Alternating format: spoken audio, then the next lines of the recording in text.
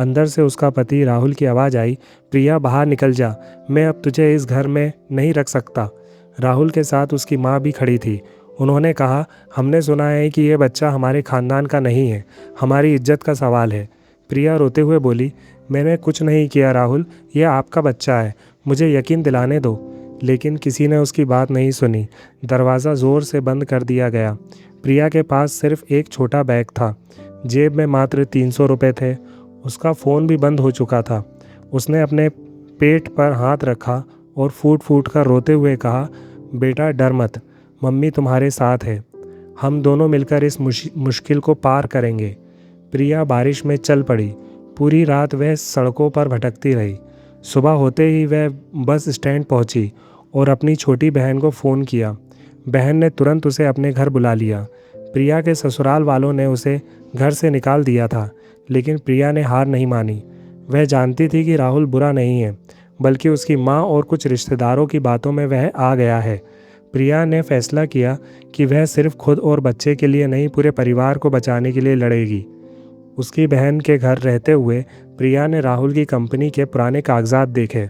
उसे पता चला कि कंपनी में कुछ गलत लोग धोखाधड़ी कर रहे थे। राहुल को इसकी कोई खबर नहीं थी। प्रिया ने चुपचाप सबूत इकट्ठा किए।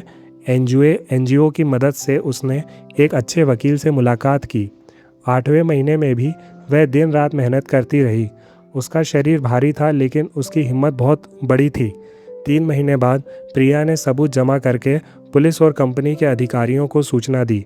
पुलिस ने छापा मारा और कंपनी में चल रही धोखाधड़ी पकड़ ली। जब राहुल को पता चला कि प्रिया ने ही कंपनी बचाई है, तो वह हैरान रह गया। कोर्ट के दिन पूरा परिवार मौजूद था। राहुल की माँ भी वहाँ थी। राहुल का वकील कह रहा था, प्रिया ने परिवार की इज्जत खराब की है। प्रिया शांत खड़ी रही। फिर उसने कहा, मैं कुछ कहना चाहती हूँ। उसने सबूत पेश किए और बोली, मैंने राहुल पर कोई आरोप नहीं लगाया, मैंने सिर्फ कंपनी और परिवार की सच्चाई बाहर लाई हूँ। राहुल, तुम अच्छे इंसान हो, लेकिन परिवार की सुनकर तुम गलती कर बैठे।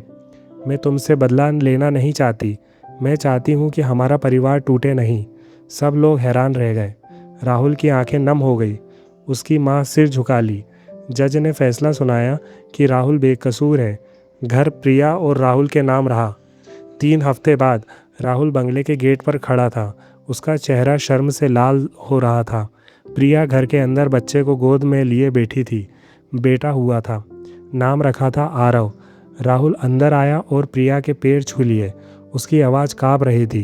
प्रिया, मुझे माफ़ कर दो, मैंने तुम्हें बारिश में निकाल दिया। तुम 7 महीने की गर्भवती थी।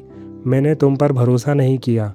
प्रिया ने राहुल को उठाया और बोली, राहुल, परिवार में गलतियां होती हैं, लेकिन परिवार टूटना नहीं चाहिए। मैं तुमसे बदला नहीं लेना चाहती थी। मैं चाहती थी कि तुम समझ जाओ, पत्नी और बच्चा परिवार का हिस्सा होते हैं। राहुल की माँ भी आगे आई।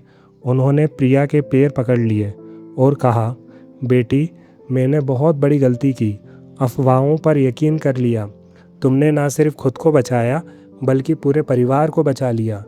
प्रिया ने मुस्कुराते हुए कहा, अब हम सब मिलकर इस परिवार को मजबूत बनाएंगे। आरव को एक खुशहाल परिवार चाहिए, ना कि लड़ाई झगड़े वाला। राहुल ने प्रिया और बच्चों को गले लगा लिया। पूरा परिवार एक साथ बैठकर चाय पी रहा था। घर में हंसी की आवाज़ें गूंज रही थीं। जिस औरत को बारिश की रात में घर से निकाल दिया गया था, उसी ने पूरे परिवार को फिर से जोड़ दिया था। दोस्तों, इससे हमें ये सीख मिलती है कि परिवार में भरोसा सबसे बड़ा रिश्ता होता है। गर्भवती औरत को कभी कमज़ोर मत समझो।